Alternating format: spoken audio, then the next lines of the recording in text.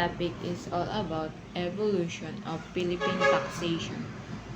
In today's world, taxation is a reality that all citizens must contend with for the primary reason that government raise revenue from the people they govern to avail to function fully. In exchange for the taxes that people pay, the government promises to improve the citizens' lives through good governance. Taxation as a government mechanism to raise funds, develop and evolve through time. And in the context of the Philippines, we must understand that it came with our colonial experience. Sinasabi po doon na ang taxation daw po ay hinaharap ng karamihan, like ng mamamayan, hindi lamang po ng mga mayayaman, pati na po yung mga kapos din sa buhay. Sila po ay nagtatax rin po. At yung tax na po yun ay napupunta po sa gobyerno, at sabi naman po ng gobyerno is nagpangako po sila na ibabalik nila yung buwis at bibigyan tayo ng masaya bibigyan tayo ng komportabling buhay sa pamamagitan ng mabuting pamamahala. Taxation and Spanish Philippines.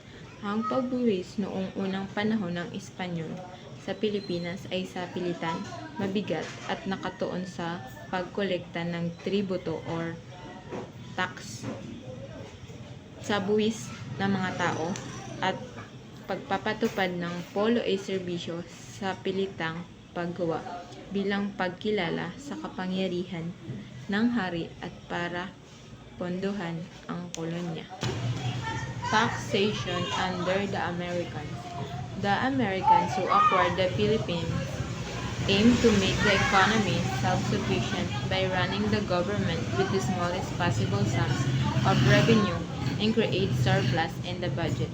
From 1898 to 1903, the Americans followed the Spanish system of taxation with some modification, noting that the system introduced by the Spaniards were outdated and regressive.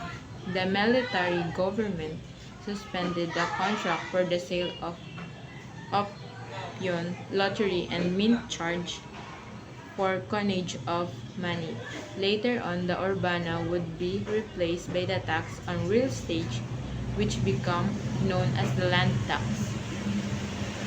Sinasabi po roon na ang mga Amerikano na nakakuha ng Pilipinas, ang nagsako po ng Pilipinas, which is ang Amerikano, ay naglalayong gawing sariling sapat ang ekonomiya sa pamamagitan ng pamamahala sa gobyerno gamit ang pinakamaliit na posibleng halaga ng kita at lumikha ng sobrang sa budget. Yan po ang pagkuha ng mga Amerikano ng mga taxation sa atin noong tayo ay sinakop nila.